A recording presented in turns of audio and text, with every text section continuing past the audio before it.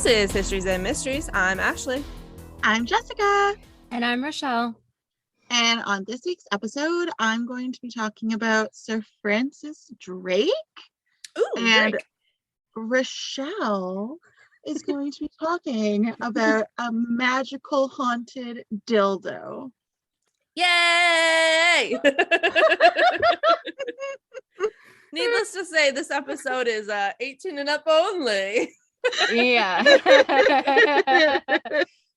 I think that hypes it up a little bit more than what it actually is, but we'll go with it. We'll need to think of a different word to use when we name the episode and describe what it is, or we'll get canceled out of all of our platforms. Yeah. Okay, so I'm just gonna hop right on into it. Do it. So I got my sources from biography.com, thegamer.com, Ooh. and I believe from history, like the history. And from history. Like history.com. I think so. With the H. Yeah. Yeah. Yeah. Hold Pretty it sure out that's of where the it was from. past. Yeah. Pulled it out of my butt. Just history in general is where I got this from. Because I lived it, okay. So, Sir Francis Drake was an English explorer who became the second person to circle the world. Ooh. He was involved in piracy and illegal slave trade. Oh. So not so great. In 1577, he was chosen to lead an expedition that would circumnavigate South America, sail through the Strait of Magellan. Is Magellan? Yeah, that's right? Yay! And investigate the coast beyond. Ooh. Drake completed the expedition successfully, and upon his triumphant return, Queen Elizabeth I knighted him. Drake took fancy. Do you know the female equivalent of knighting, what it is? Knighting? Yeah, like the female equivalent of a knight. Day? Dame, yeah.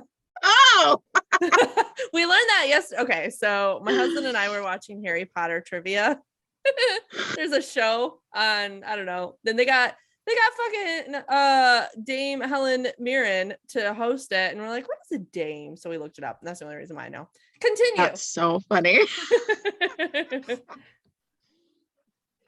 Drake took part in the English defeat of the Spanish Armada in 1588, but he died of dysentery in 1596 following a fruitless raiding mission. Spoiler alert, he dies. Well, now I don't want to hear the rest of the story. Moving on, Rochelle's story. No, I'm just fuck kidding.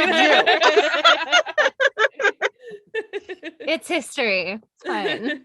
Just fine. look in history for the rest of it. They all die. It's true. Everybody in the story, I'm sure, is dead. Drake, like many of his contemporaries, has no birth documents, but based off of the dates of later events, it's estimated that he was born between 1540 and 1544.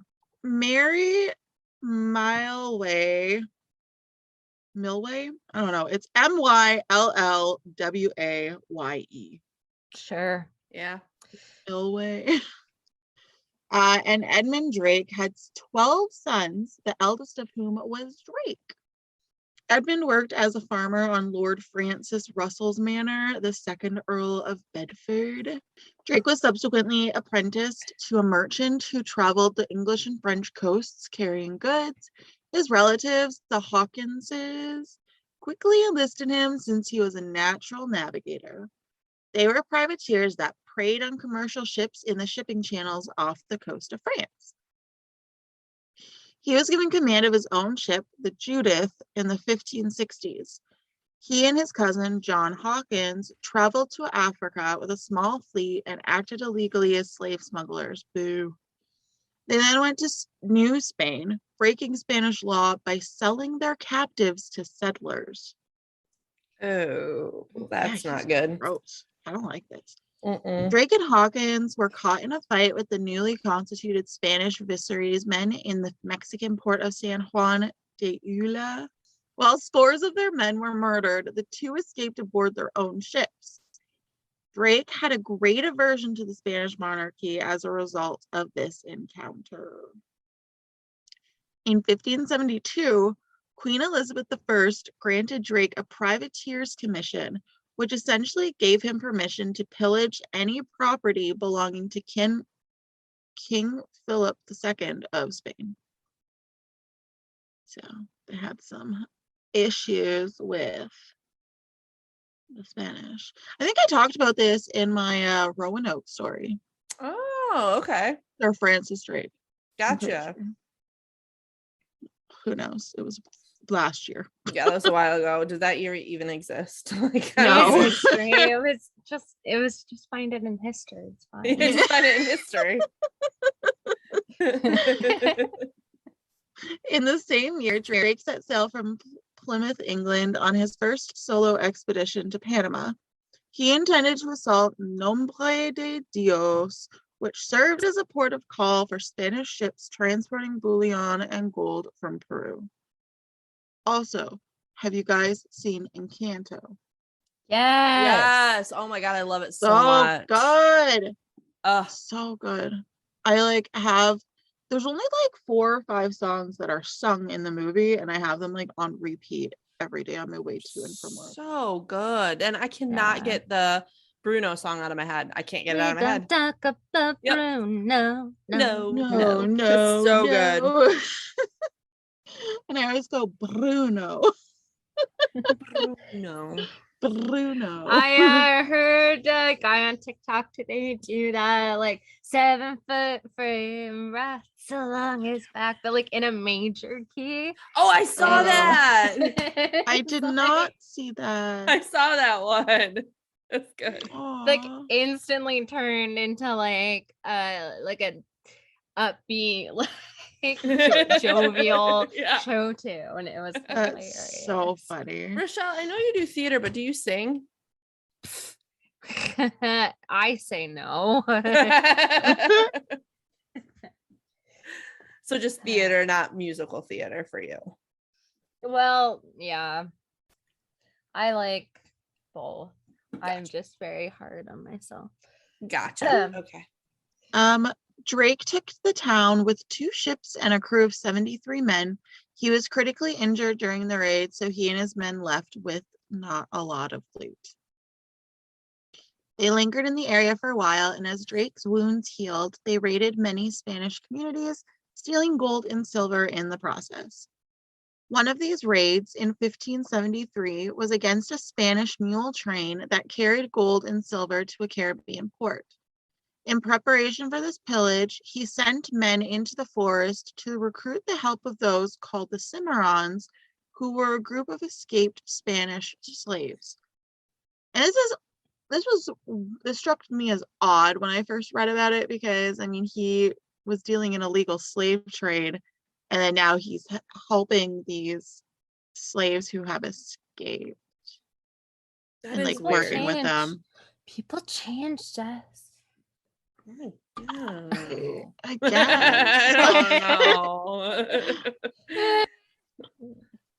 He used the Cimarrons as scouts, and he and his crew were easily able to overpower the guards on the mule train. This raid produced so much loot that they had to bury 15 tons of silver that they couldn't carry. He still managed to return home, though, with 20,000 British pounds. Before Drake returned home, he produced a gold-encrusted scimitar to one of the Cimarron leaders in return for their help. In 1573, he returned to Plymouth. Following the success of the Panama expedition, Queen Elizabeth I dispatched Drake to fight the Spanish along South America's Pacific coast in late 1577. She also tasked him with secretly exploring North America's northwestern shore in search of a northwest route. For the mission, Drake had 5 ships. One of the vessel's commander, John Winter, Jon Snow, and Office Thomas Doughty were among his troops. During the voyage, major tensions between Drake and Doughty erupted, possibly due to political intrigue. Ooh. Ooh. I was thinking like maybe this is where Alexandre Dumas got the idea for the Count of Monte Cristo, but I don't know if it was before or Love after. that story. It's my favorite book. I love it. Oh, so I love much. Drake had Doughty arrested when they arrived off the coast of Argentina, accusing him of plotting a rebellion, kind of like the Count of Monte Cristo. Yeah. Doughty was convicted and beheaded after a rushed and potentially fraudulent trial. Oh gosh. Is that crazy? Yeah. Drake then led the fleet through the Magellan Strait into the Pacific Ocean. Winter's ship reverted course and returned to England after being caught in a storm. Drake, however, sailed up the shores of Chile and Peru aboard his flagship, the newly christened Golden Hind, the last remaining vessel from the original squad, plundering an unprotected Spanish merchant ship loaded with bullion. Original squad. Squad up. Taylor Swift's here. Oh. That made me think of like a squad, like a girl squad. On Wednesdays we wear pink. Fine. It's Wednesday and Justin and I are both wearing pink. Ashley, what Oh, the fuck? I am not wearing pink. Play? I can't sit with you guys. Don't even go here. Hey, you're in the States and not Canada. Doesn't even live here. Drake is said to have landed off the coast of California in order to claim it for Queen Elizabeth I. However, there's substantial controversy concerning his trips, with some historians claiming that he purposefully documented false geographic information in order to conceal the true extent of his excursions from the Spanish. So was he just like not going to the places he was saying and just like being lazy, or he was just like hiding it and doing it but didn't want the Spanish to know? I'm pretty sure the latter. Like Okay. he was doing other things and he didn't want anybody to know about it. So he's like, yo, I was here. But in actuality, he was not there. Gotcha. Okay. So now this shit, I don't know why I decided to do him. He's like actually like not a great guy. He may have made it all the way to the Oregon coast, or perhaps as far north as British Columbia and Alaska. Ooh.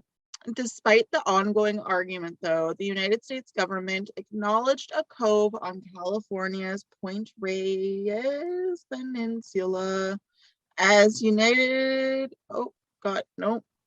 as Drake's landing site in 2012. Oh. A move championed by the Drake Navigators Guild. He sailed across the Pacific, over the Indian Ocean, and around the Cape of Good Hope on his way back to England, landing at Plymouth in 1580 after repairing the ship and replenishing food supplies. In March 1579, he took the Spanish treasure ship and unloaded a dozen chests of coins, 80 pounds of gold, and 26 tons of silver from it. He would eventually return home as the wealthiest pirate in the world. According to one story, his financial supporters received a 47-pound sterling return on each pound they invested. Wow. Holy crap. After the Basque mariner Juan Sebastian Elcano, who took over Ferdinand Magellan's mission after his death, Drake became the first Englishman and the second person ever to circumnavigate the globe. He became wealthy as a result of the loot he captured, and Queen Elizabeth I knighted him in 1581. In the same year, he was elected to the House of Commons and made mayor of Plymouth. Oh. Relationships between England and Spain deteriorated between 1585 and 1586.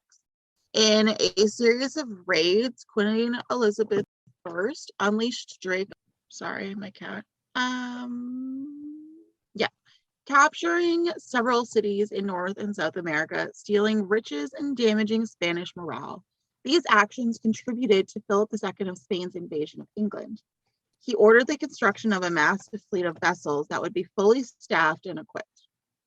Drake launched a preemptive strike on the Spanish city of Cadiz, destroying more than 30 ships and tens of thousands of tons of supplies.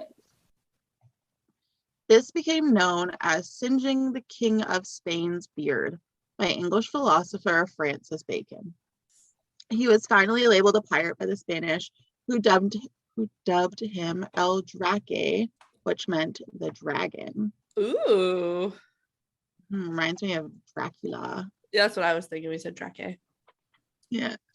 King Philip II is claimed to have given a 20,000 ducat bounty for Drake's head, which would be worth several $1 million today. Under Lord Charles Howard, Drake was appointed Vice Admiral of the English Navy in 1588. Wow. The Spanish Armada crossed the English Channel in a crescent formation on July 21st. The English fleet set sail to meet them, banking on long-range cannon fire to wreak havoc on the Armada over the next few days. The Duke of Medina Sidonia, Alonso Perez de Guzman, anchored the Armada off the coast of Calais, France on July 27th, in the hopes of meeting up with Spanish soldiers who would join the invasion. Lord Howard and Drake assembled fire ships to attack the Spanish fleet the next evening. Although they inflicted little damage, the resulting fear forced some Spanish captains to cut anchor and scatter. Many of the ships were blown to the North Sea by strong winds, and the English chased them down. The English began to gain the upper hand over the Spaniards at the Battle of Gravelines? Who knows? It looks like grave lines to me, but we'll say Gravelines. The sluggish Spanish galleons were ideal targets for the English ships, who could possibly approach in and fire one or two well-aimed broadsides before dashing away to safety with the Armada formation scattered and shattered. Scattered and shattered. Scattered and shattered. The English had backed down by late afternoon. Medina Sidonia was compelled to take the Armada north around Scotland and back to Spain due to bad weather and the presence of enemy forces. A powerful gale pushed numerous ships onto the Irish rocks as the fleet sailed away from the Scottish shore. Thousands of Spaniards perished in the sea, and those that survived were executed by English officials. Only about half of the initial fleet made it back to Spain, and there were massive casualties. In 1589, Queen Elizabeth I issued an order to Drake to search for and destroy any remaining ships of the Armada, as well as to assist Portuguese rebels fighting Spanish troops in Lisbon. Instead, the expedition suffered significant losses in terms of life and resources. Drake came home and filled his time as mayor of Plymouth for the next many, many years. In 1595, Queen Elizabeth I tasked Drake and his cousin John Hawkins with capturing Spain's treasure supply in Panama in the hopes of cutting off Spain's revenue and putting an end to the Anglo-Spanish War. Drake's fleet proceeded west after the defeat at Nombre de Dios and anchored near the coast of Portobello, Panama. Drake developed dysentery and died of a fever on January 28, 1596, and he was buried at sea near Portobello in a lead casket, and divers are still looking for his casket. Interesting. So he is the quintessential Oregon Trail dying of dysentery tale. Yeah, and I have some fun facts about Sir Francis Drake. Oh, okay. Like, if you're a gamer, this will be fun for you. So, oh god, I play a game called Uncharted, and it kind of has to do with Sir Francis Drake, which is kind of a fun little tie-in. Oh, that's cute. So this is also the reason why I decided to do Sir Francis Drake, because of this game. It's like one of my favorite games. It's so much fun to play. And what's it called again? Uncharted. Uncharted. Yeah, there's like a series. It's really good. The main character, Nathan Drake, was convinced that he was a descendant of Sir Francis Drake. So to pay homage to one of my favorite games, here's some fun facts Okay. about Nathan Drake. Sorry. His original design was based off of Johnny Knoxville. So that's funny. Oh, and they're making a movie about it right now. Oh. That's with Tom Holland and Mark Wahlberg, which I think is a really poor choice Oh, Yeah. yeah. I totally have seen posters for that. Yeah.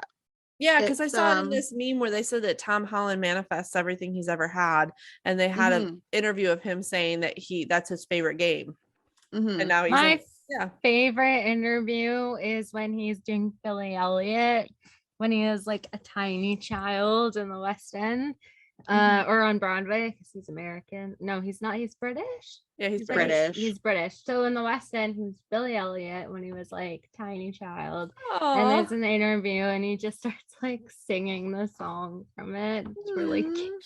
I love it. it. Is really cute. I think he's so sweet. He's so wholesome. So he wholesome. is. I love me some Tom Holland. It was funny my because mom and I went to see West Side Story. There was a Spider-Man commercial or something before it, and he like comes up on screen. My mom's like, I like that kid.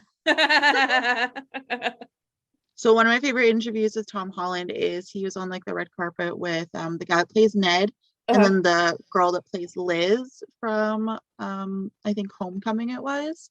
Gotcha. And she goes to put her arm around like I saw that. Yeah, she like goes to like loop her arm with his or something like that. And he just like kind of slips his hand, like his arm out. He's like, "Where's Zendaya? Where's Zendaya?" He's made a good boyfriend. It was so cute. I was like, "Oh, hot damn!" I like had secondhand embarrassment from her. I did see that one. Yeah. Oh, that was rough. I felt so bad. I know. Okay, so Nathan Drake, his lineage was never actually proven in the game, and his real last name was actually Morgan. So he was Nathan Morgan originally, not Nathan Drake. Okay. He and his brother were orphans and decided to change their name to Drake after they were nearly arrested. He scored an ESTP on Myers-Briggs, which is extroverted, observant, thinking, and prospecting. So a person with that score is usually very flexible and focused on immediate results, and they tend to be they tend to prefer to be in action at all times. So perfect for a video game character. And this was the funniest one I found. He has the same fear that I do, which is of clowns. So that is my story on Sir Francis Drake and partially on Uncharted. And I recommend Uncharted because it is such a fun game. Well, I'm excited for the movie now, not only because of Tom Holland, but now because I know a little bit about Sir Francis Drake. Mm-hmm. Now let's hear about a magical haunted dildo. Yay!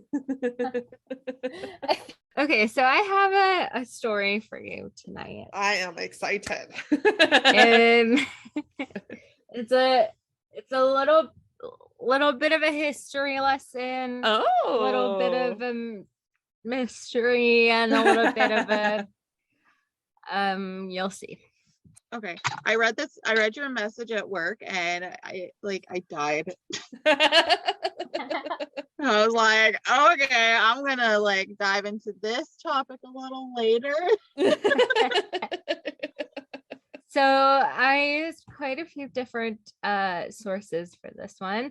nydailynews.com, thrillist.com, medium.com, bustle.com, thevdom.ca, thehorrorsofyore.com. What? Like the horrors or horrors? Yeah, the horrors of your.com. cbc.ca. That's the best site I've ever heard in my life.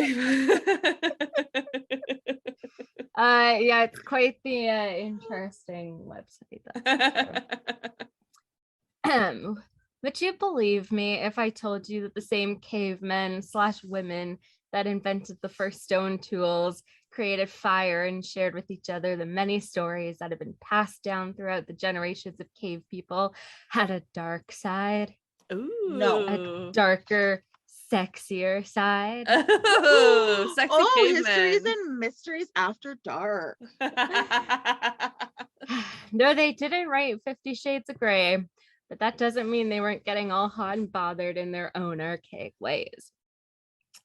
Ladies, gentlemen, non-binaries of all sorts, strap in, or should I say strap on, those sexy headphones and kick the kids out of the room because tonight Histories and Mysteries will be NSFW. Sorry, Mom, might I suggest you skip this one? Oh no, Rochelle's mom. Bye, Cheryl. She'll probably listen to it anyways. May I present to you the weird and wacky history of sex toys. Ooh. Are you going to talk about the wooden ones? Well, I can't spoil my whole story before it even starts. Jess. Like, come on. Good at. It's history, okay? You might have thought that the history of sex toys began with the treatment of female hysteria in the Victorian era, and for sure we'll get to that later. But the truth is that it goes back even further than that. Yes, this is a history lesson spanning 30,000 years. Wow. Let me introduce you to the prehistoric siltstone phallus. A polished stone wiener, if you will. Oh no.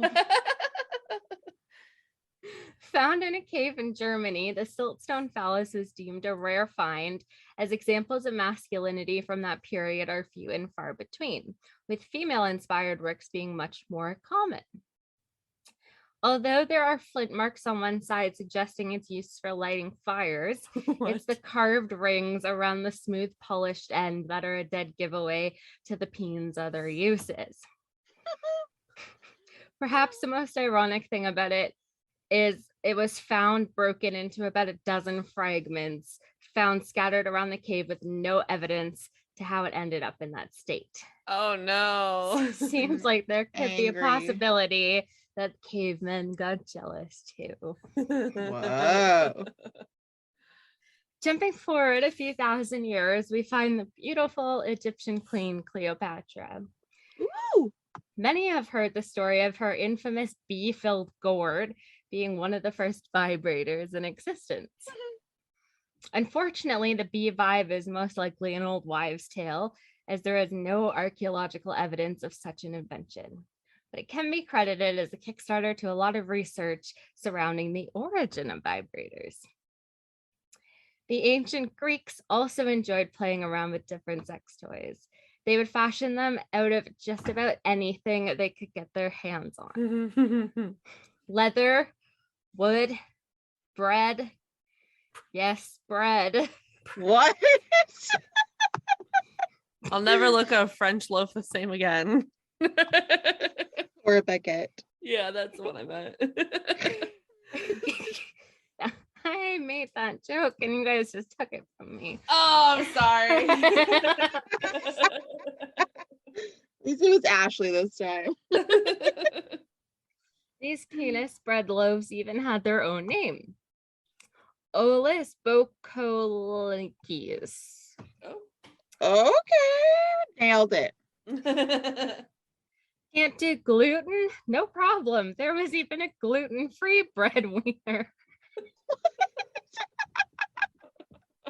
Like, wouldn't that just get soggy? Like, At least it's all gross. inclusive, you know? Do they eat it afterwards? I hope not. It was called Olis Boy, and they were often given to women by their soldier husbands who were heading off to battle. Oh, that makes sense. How sweet. Yeah. Thoughtful. Don't cheat on me. Here's a baguette. It's a fucking loaf of bread. Of course, not everyone would be into penis-shaped toys. What about those needing a little help with their own? No worries. The Jing and Song dynasties in China already had a solution. Goat's eyelid cock ring. What? Oh my gosh.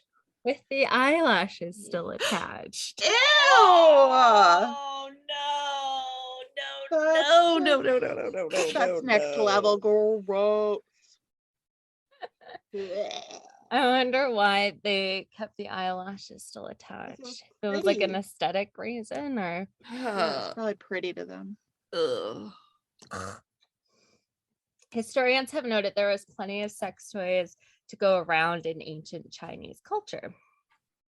The Cantonese groin, a penis-shaped root plant that was soaked in warm water to grow and harden the plant before being used for pleasure, was quite common, as was the Burmese balls, which were small little objects of gold and silver said to make sex more pleasurable for the men that stuck them up their penises. Oh, that's a tiny hole. My cat's worried about me making too many noises. Arriving in the Renaissance era, we finally see the debut of the word dildo. Ooh. We aren't totally sure where the word originated from, but it was most likely derived from the Latin word dilatere, meaning to open wide, or the Italian diletto, meaning delight. Okay. I like delight much better than open wide. Oh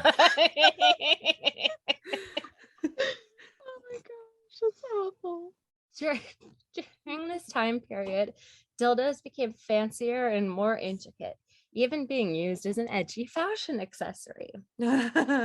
Of course, they were mostly only made for the higher class folk who could afford them. They were even made out of a special dildo glass made from thick congealed glass and covered in sewn velvet. The epitome of luxury. If you couldn't afford one, carrots, parsnips, and long candles would work in a jiff. Why? Leave the vegetables alone. We all know the vibrator craze really took off in the Victorian era, before doctors had any real idea what they were talking about. Most people know this version of the story. Victorian doctors invented the vibrator as a way to cure hysteria by bringing the women affected to hysterical paroxysm. Want to guess what that is? Nope. Orgasms? Yep. The reason for the vibrators was to alleviate the hand cramping these doctors would get from flicking the beans of the many patients who would come to the office to treat their hysterical symptoms. Oh my God. Oh man, I didn't know what I was getting into when I did that. Unfortunately, much like Cleopatra and her buzzing bee vibe, this isn't quite the truth of how it all went down. So where did this idea come from? Well, in 1999, author Rachel Maine wrote a book in which she hypothesized that the Victorian docs used the vibrators to stop themselves getting repetitive strain injuries by using their hands. Poor doctors. It's no secret that Victorian doctors were obsessed with sex and health, and the theories that arose from that were nothing short of wild. Dr. Kellogg was sure that masturbation was terminal. Well, Cesare Lombroso from Italy theorized sex workers had no sensation in their clitorises because of overuse, Oh, quote God. unquote, Oh overuse. my goodness. Oh God. Oh, man. Introducing British Dr. Joseph Mortimer Granville, who patented the first electric vibrator in the 1880s. Damn. Although it was advertised as a massager to relieve the aches and pains of men, the Granville hammer was what it became known as. That doesn't sound good. Sounds so inviting. Others followed suit as vibrating massage promised to alleviate all manners of mental and physical disorders. At this point, they were strictly meant for muscle soreness and not for inducing orgasms. But did this stop people from using them that way? Nope, Nope. not at all. There was an insanely short amount of time between the introduction of this new technology and its adaptation for sexual purposes. We also, in this period, around the 1880s, get songs about the wonderful thing that is dildos. And so I'd like to read to you the lyrics. Can to you the sing it? 18 No, I didn't look up how it goes. To the 1880 hit, The Old Dildo.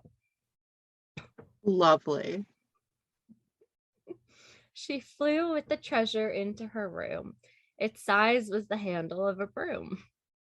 Oh no. My God. Oh, what ecstatic moments she passed there as she threw up her legs on the back of the chair. Through each vein in her body, the fire lurked. Surely and quickly the engine worked. Face her, back her, stop her. No, no. Faster and faster flew the old dildo. Oh, the old dildo. Oh, the old horse dildo. The old whore. Well, the doctors and vibrators theory has been pretty much debunked. They definitely were aware of what an orgasm was. However, the theories of the time taught that they were potentially dangerous and needed to be limited. Contrary to popular belief, masturbation in women was thought to lead to hysteria, not cure it. So it's now for a segment of the story I like to call Antiques Roadshow Triple X. Not safe for work. when and this is like the article that I saw that like made me want to do this. When Shauna Scott saw an ad for a Victorian era dildo, she couldn't believe her luck. That's because 2 years ago, she thought the piece of Irish history had left the country forever. The piece in question was carved out of ivory in the 18th century and was sent from China to Ireland from a husband fighting in the 1899 Boxer Rebellion. Scott says, I guess that was just a thing people did back then when they weren't sure if they were going to come home.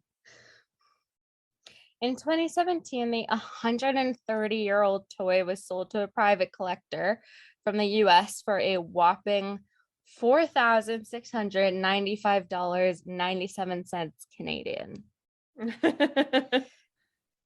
At the time, it was billed as an antique carved ivory lady's companion and scarlet lined leather upholstery carry box with inset beveled glass panel. Oh my gosh. Sounds like a Wish description. It does. So let's just name absolutely everything we can about this. Scott received an email on July 27th with a link to a Cork-based auction house, and there it was. She was able to buy it for about 900 Canadian. Oh. Quite reasonable. The dildo itself is actually quite intricate. It has a little carved heart at the base where you can grab it with your fingers, and even a compartment meant to store a lock of your lover's hair or for hot water to heat the whole thing up.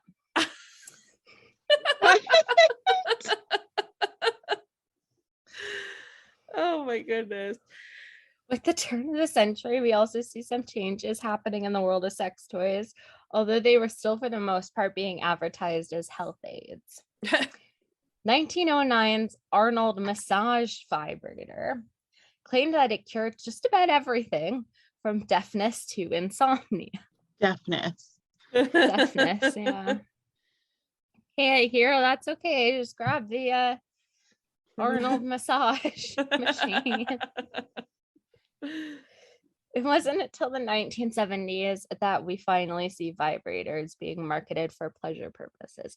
Oh, also that Irish dildo is reported to be haunted. Oh. And speaking of, I was like, well, now I can't not finish this with a haunted vibrator story. Which was very hard to find, as you can imagine. But I did come across a Reddit post. Oh no. That Oh, dear. deleted their username, so I can't give credit, unfortunately. I really hope this is the right subreddit for this. This is not a ghost story or a creepypasta. This happened to me last night. I just need someone to hear this story. But first, some background information. 9 years ago, my best friend died. We had been best friends from the age of 9 to 17. My mom took me to a psychic because obviously he's so much more helpful than a grief counselor. Anyway, the psychic asked me if I felt the bed shaking at night. And then he told me that she, my best friend, was the one doing it. Aside from my cat jumping on the bed, I hadn't felt the bed shake.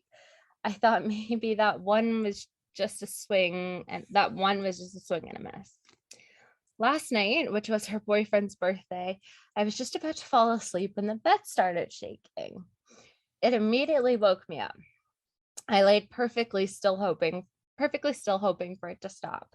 It only stopped after about 1 minute later when I rolled over. So there I was, slightly scared and wide awake. I decided to masturbate because that's a natural way to fall asleep. What?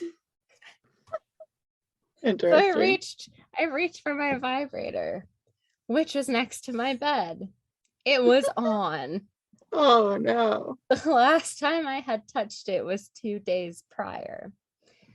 If it had been on the entire time, the batteries would have burnt out. I turned it off, looked around the room, and said, "Go away." After that, every little movement I felt would wake me up. Right up, but nothing else crazy happened for the rest of the night. I'm really hoping someone will tell me that these are all strange coincidences and not my dead best friend waking me up to mess with me, please. I feel like that's what I would do though. Like if I was haunting my friend, I'd like fuck with her like in funny ways like that, you know. And if you're looking for some fictional reading material, might I suggest Strange Sex Stories, My Dildo is Haunted by Odessa Piper. A little teaser of what that might be like. Sexually frustrated Hannah hasn't been able to get any proper release for months. Even her own fingers have left her disappointed. Oh no. Oh my goodness. Bereft of a real toe scrunching, hair curling experience, she's tried every trick she can imagine. None have scratched that itch. When her latest toy arrives on the doorstep, things start to change, but in a way Hannah could never expect. Trapped by the ghostly energies of a possessed sex toy, Hannah couldn't escape even if she wanted to. Oh my Now she goodness. must hope that she can endure its strange sexual desires. But the strange haunted toy seems pretty darn enthusiastic about its job. Hannah's toe scrunching, hair curling experience may have finally arrived. This humorous, slightly spooky short story will provide more than just amusement. It will be sure to excite and stimulate, just like the protagonist's enthusiastic toy. She won't have to worry about any of the ghostly antics she has to deal with. Oh my God. Okay, but is the ghost hot? Because then maybe. Doesn't mention. I didn't read the short story. Oh my God. And that's my story. I Nice. loved it. That was amazing.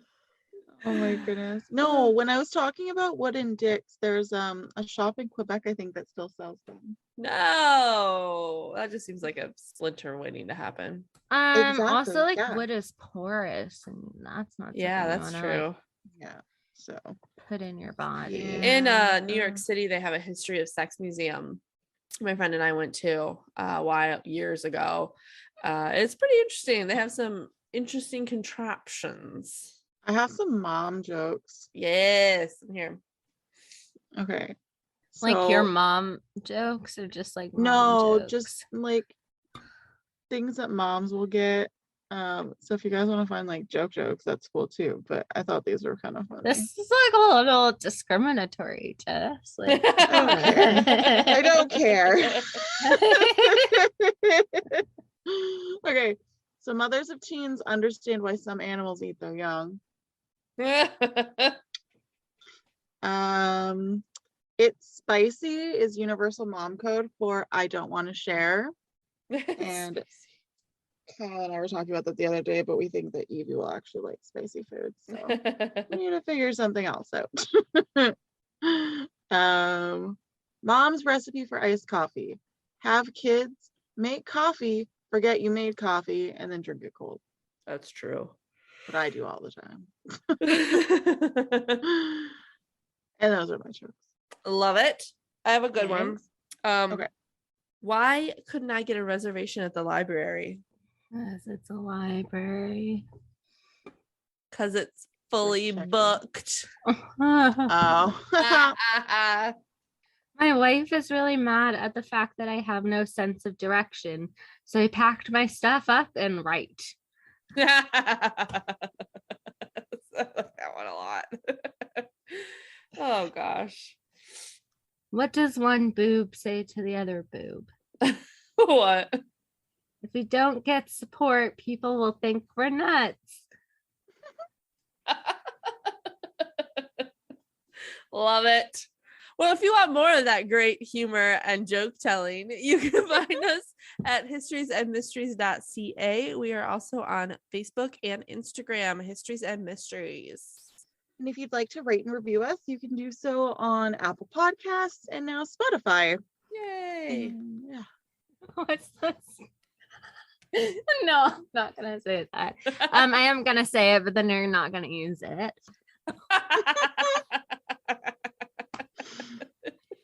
Oh my goodness. Well, we look forward to bringing you 2 new stories next week. Bye.